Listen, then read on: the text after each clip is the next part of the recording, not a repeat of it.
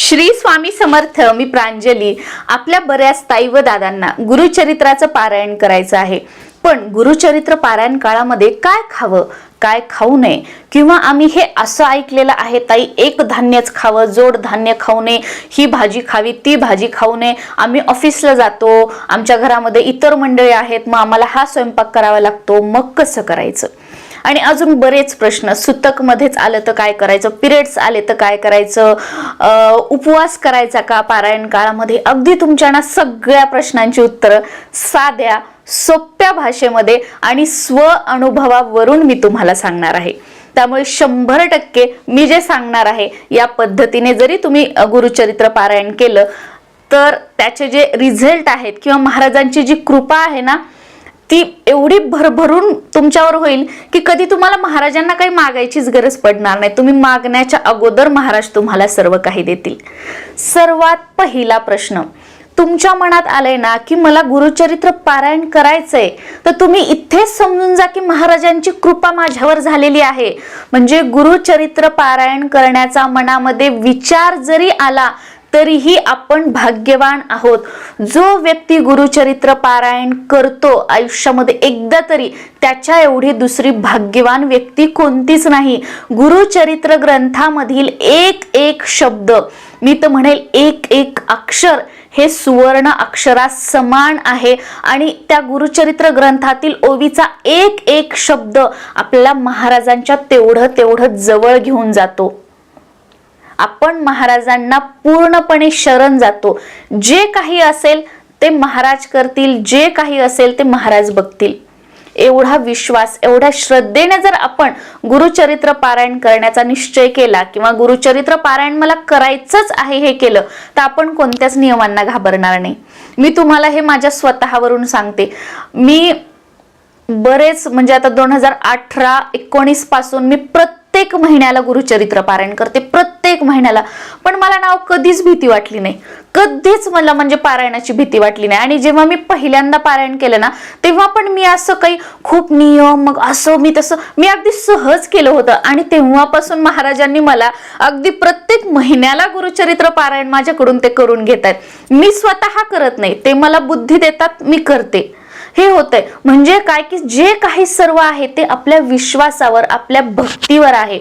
कोणत्याही देवांना, कोणत्याही गुरूंना तुम्ही काय खाता, तुम्ही काय खात नाही, तुम्ही किती किलोभर त्यांना फुलं अर्पण केले, तुम्ही किती मोठी पूजा मांडणी केलीये, तुम्ही कोणते वस्त्र घातलेले आहेत, याच्याशी त्यांना घेणं देणं नाहीये.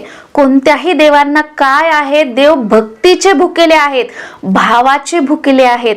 तुम्ही 24 तास अगदी सोळं वोवळं सगळं नियम पाळून खाऊन पिऊन तुम्ही अगदी व्यवस्थित पारायण करताय. तुमच्या मनामध्ये लोकांबद्दल वाईट विचार, तुम्ही दुसऱ्यांचं वाईट करताय. पारायण झालं की ह्याचं सुरू, त्याला असं करायचं, त्याला तसं करायचं, तुम्हाला देव पावणार नाही. भले तुमच्याकडे एखादा नियम पाळणं न होऊ द्या, पण तुम्ही श्रद्धेने महाराजांची सेवा करा, महाराजांना शरण जा. 100% महाराज तुमच्या म्हणजे हाकेला प्रतिसाद देतील. आणि सर्वात महत्वाची गोष्ट, पारायण म्हणजे काय की खूप 7 दिवस आपण सोळं ववळं पाळलं, हे केलं, मी पारायण करते, मी पारायण करते, मी पारायण करतोय, नाही. पारायण म्हणजे काय की महाराजांच्या सानिध्यात आपण जातोय, महाराजांना अतर्क्यतेने आपण हाक मारतोय. आणि जेवढं अतर्क्यतेने आपण महाराजांना हाक मारू तेवढ्याच म्हणजे आपण म्हणतो ना की विश्वासाने किंवा लवकर महाराज आपल्या हाकेला प्रतिसाद देतील. ती तळमळ, तो विश्वास, तो भाव आपल्या मनामध्ये असावा. आता माझ्या स्वतःवरून मी सांगते, मी YouTube वरती बघितलं, बापरे एवढ्या भाज्या, मी तर कधी एवढ्या भाज्यांची नावं सुद्धा ऐकली नव्हती खरं सांगायचं झालं तर. काही काही त्यातली भाज्या तर मी बघितलेल्या सुद्धा नाहीत. या भाज्या खाव्या, त्या भाज्या खाऊ नये, हे खावं, ते खावं, ते खावं, ते खावं, बापरे. तर बघा, गुरुचरित्र पारायणासंबंधित खूप सारे म्हणजे आपण या भीतीनेच पारायण करत नाही. सगळ्यात पहिली गोष्ट, तुम्ही भीती सोडा, पारायणामध्ये या, महाराजांवर सोडून द्या. सुरुवातीलाच आपण बेसिक गोष्टी, बेसिक नियम तर आपण पाळायचेच आहेत. कारण का, ते आपल्यासाठीच. आपण देवासाठी पाळतोय का, नाही पाळत, पण भीती बाळगून नाही, भीती सोडून आपल्याला नियम पाळायचे आहेत. सगळ्यात पहिलं म्हणजे काय की कांदा लसूण वर्ज्य करायचा आहे. तो पण का की तो उग्र आहे, ते तामसिक भोजन मानलं जातं, त्याने आपल्या तोंडाचा वास येतो, म्हणून कांदा लसूण खायचं नाहीये. नॉनव्हेज तर वर्जच आहे. तसं तर दत्तसेवेमध्ये नॉनव्हेज म्हणजे एरवी सुद्धा खाऊ नये असं म्हटलं जातं. नॉनव्हेज वर्ज आहे. त्याचबरोबर आता येतो प्रश्न की एकधान्यच खावं, तर मी एवढ्या वर्षापासून पारायण करते, मी एकधान्य वगैरे काहीच खाल्लं नाही. जे माझ्या घरामध्ये वरण भात भाजी पोळी बनतं ते मी खाल्लेलं आहे आणि आजही मी ती खाते आहे. आणि महाराजांनी माझं काहीही वाईट केलं नाही. मी आज जे काही आहे ती महाराजांच्या कृपेमुळे आहे. आणि असं आहे की महाराजांना आता मला काही मागायची वेळ येत नाही. महाराज मागण्याच्या अगोदर सर्व काही देतात. कारण कधीच कोणतेही देव कोणतेही गुरु कोणाचं वाईट करत नाहीत. आपल्यासोबत जे वाईट होत असतं ते आपल्या कर्मानुसार होत असतं. उलट या सेवेने आपले गुरु आपले देव आपल्याला त्यातून बाहेर निघण्याचा मार्ग दाखवत असतात. त्यामुळे भीती बाळगू नका, मी असं खाल्लं तर महाराज असं करतील, मला शिक्षा देतील. नाही, ते आपले गुरु आहेत. तुम्ही पहिली गोष्ट तर ना त्यांच्यासोबत एक नातं तयार करा. आता मी दत्त महाराजांची सेवा करते ना, तर मी दत्त महाराजांची माझे भाऊ म्हणून सेवा करते. तर माझं सगळ्यात पहिलं असतं गुरुर ब्रह्मा गुरुर विष्णू गुरुर देव महेश्वरा गुरु साक्षात परब्रह्म तस्मै श्री गुरुवे नमः. हे म्हणून मी परत म्हणत असते मराठीमध्ये, माझ्या बोलीभाषेमध्ये मी महाराजांना बोलते, महाराज तुम्हीच माझी आई, तुम्हीच माझे वडील, तुम्हीच माझे बंधू, तुम्हीच माझे सखा, तुम्हीच माझे सर्व काही आहात. महाराज माझ्या मनातल्या ज्या अशा गोष्टी आहेत ज्या मी कधीच कोणाला सांगू शकत नाही त्या मी तुम्हाला सांगते. मी तुमच्याशी भांडते, मी तुमच्याशी बोलते, मी तुमच्यावर रागावते आणि मी तुमच्यावर एक बहीण म्हणून प्रेमही करते.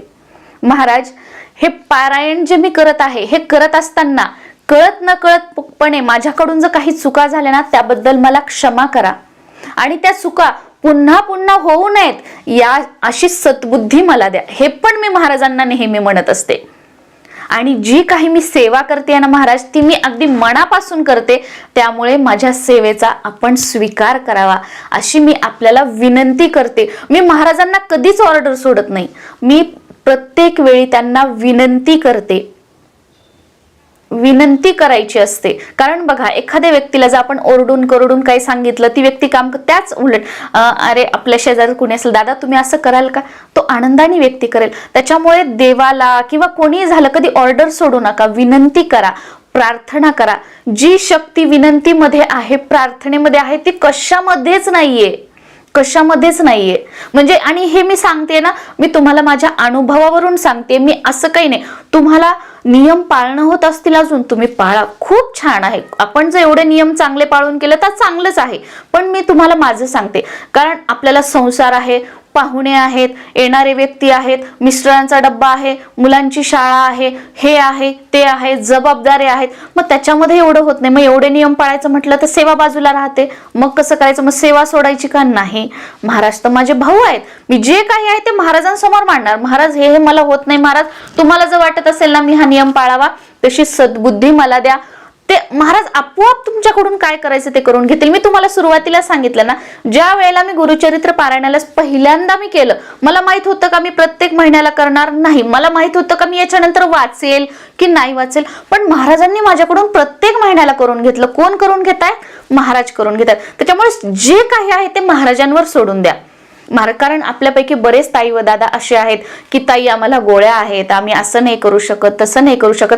जे बेसिक नियम तुम्हाला पाळणं होतात ते पाळा. बाकीचं महाराजांना प्रार्थना करा, त्यांना सांगा की महाराज मला सद्बुद्धी द्या किंवा मला हा नियम पाळायचा आहे, ते माझ्याकडून तुम्ही पाळून घ्या किंवा मला ते बुद्धी तशी माझ्या डोक्यामध्ये येऊ द्या, मी ते करू द्या. तुम्ही जे काय आहे ते महाराजांना बोला.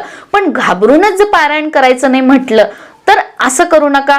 किंवा पारायण करतोय पण मनामध्ये भीती, मग तुमचं त्या सेवेतही लक्ष नाहीये, तुम्ही महाराजांवरही तुमचं लक्ष नाहीये, तुम्ही मग त्या सेवेला काहीच अर्थ राहणार नाही. आणि परत आपण काय म्हणणार, मी पारायण केलं पण काहीच नाही झालं. अरे त्या पारायणामध्ये तुझं लक्ष तरी होतं का, तुझं लक्ष होतं की मी आज माझ्याकडून चुकून हे खाल्ल्या गेलो, माझ्याकडून आज हा नियम पाळला गेला नाही, माझ्याकडून हा ती नियम पाळ, ह्याच्यातच लक्ष होतं, सेवेमध्ये तर लक्ष नव्हतं. त्याच्यामुळे हे नियम थोडेसे बाजूला ठेवा आणि श्रद्धेने विश्वासाने गुरुचरित्र ग्रंथाचं पारायण करा. महाराजांची कृपा ही आपोआप तुमच्यावर होईल.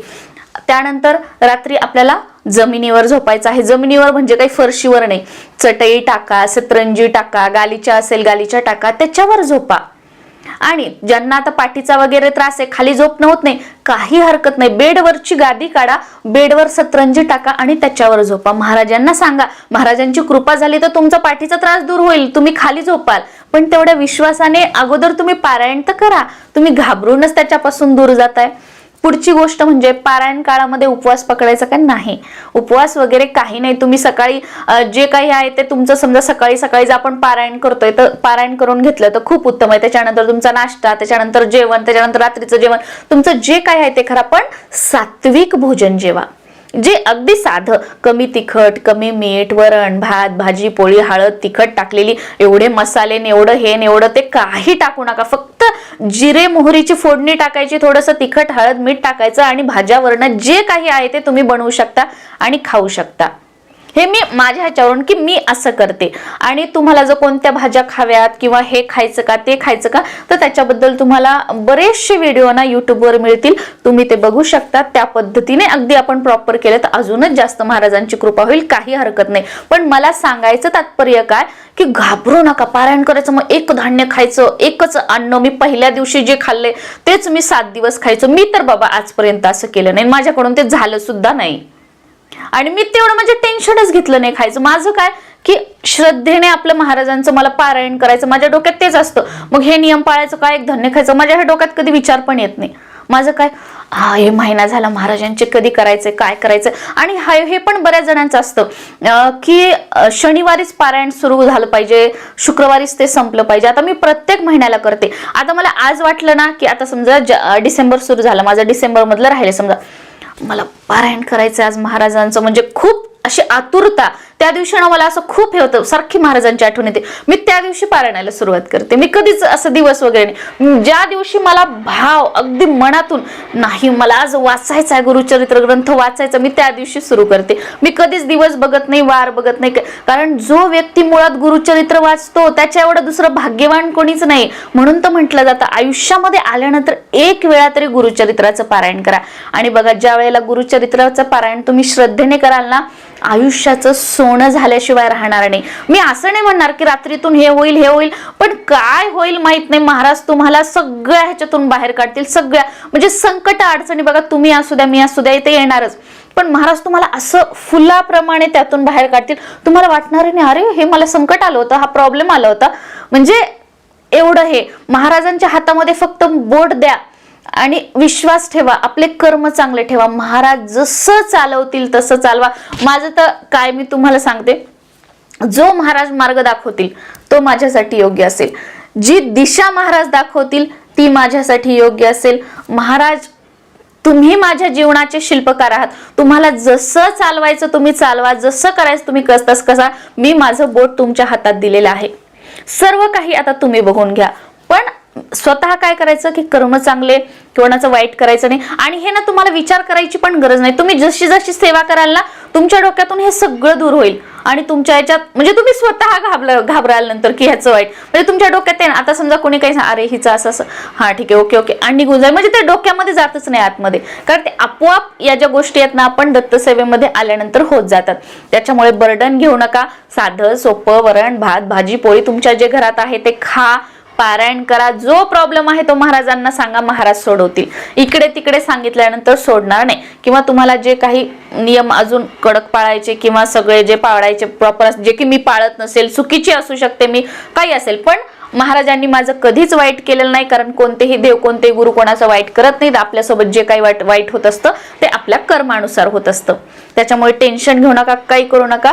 दत्तसेवेमध्ये या, गुरुचरित्राचं पारायण करा, आयुष्याचं सोनं झाल्याशिवाय राहणार नाही. श्री स्वामी समर्थ.